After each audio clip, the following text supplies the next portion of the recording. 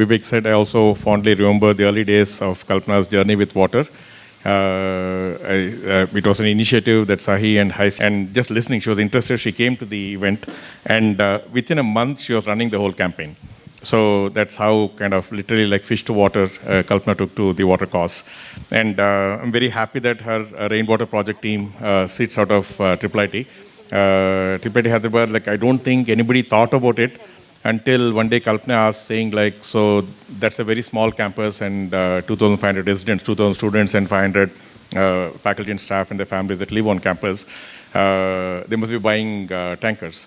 So I checked, and then they said, no, we don't. I know there was a lot of rainwater harvesting structures, the harvesting ponds that have been created.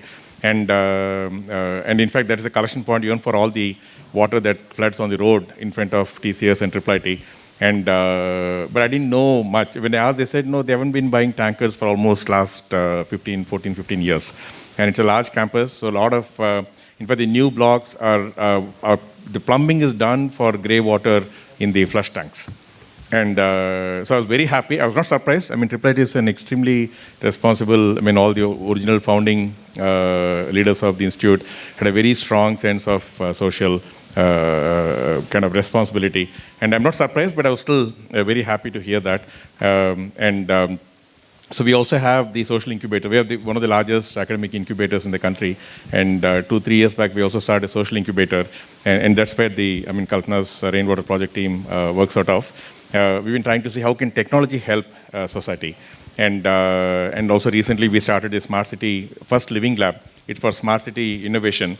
It's a place to validate in a live campus, test out smart city innovations.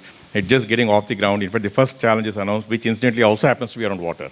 It's around quantity and quality of distribution, water measurement and distribution challenge that just closed. We are going to announce the winners in the next week, 10 days. And so we are trying to do, as an institute, we're trying to do a lot around environment in general, specifically water. And so we're very happy to see this whole initiative kind of blossom into what it is. I know Kalpana had to work and her team, bunch of volunteers, a lot of painful work in the last 4 or 5 years since they've started, trying to rally communities. Their whole effort is around trying to bring a sustainable change. It's not a one-off. It's not like a one-day cleanup or just do something, build something in a lake and leave it. The idea is to create social structures that can take this forward. So I think in that line, they've done a lot of work around the lake protection committees and taking a whole area and trying to recharge the groundwater in an area, not just one apartment or one building doing it, but do it in a whole area that can kind of change the whole groundwater situation in a large neighborhood, in a 2-kilometer radius. And working with schools, I think that's where Chirak, Anisha and others come in at schools in that area. I know just this one neighborhood, it's not even all of Kondapur. The neighborhood where she's been spending most of the time is only probably like 1/3 or 1/4 of Kondapur. Just that one neighborhood, which is maybe 2 kilometers in width, but very dense, very densely populated. Just that one neighborhood has taken 3-4 years and it's still not done. I mean, like it may be another 1 or 2 years before you can say like, okay, you got enough kind of momentum of change built in that it'll take it forward. Imagine doing it like you said, there are 9,800 such super blocks in the city. What does it take to bring? I don't think any single person can do it. I think that's the endeavor. The whole Run for Water is to see like, can we create more champions, a champion in each area that can kind of then rally around that area and then get more people to participate. So creating those change agents is the whole initiative.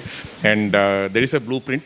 Anybody can come and see what's been done in in Kondapur around Kudikunta Lake. So that's the endeavor Kalpana's and team have taken up to see like can people come, see, understand, and then try to replicate in other places, other parts of the city. So I'm very happy that this initiative is happening. She's been thinking about it for quite some time. So it's finally off the ground. And I wish the event all the very best. And of course, please count on all support from us, from the institute and also from the larger ecosystem in the city. So all the best, Kalpana.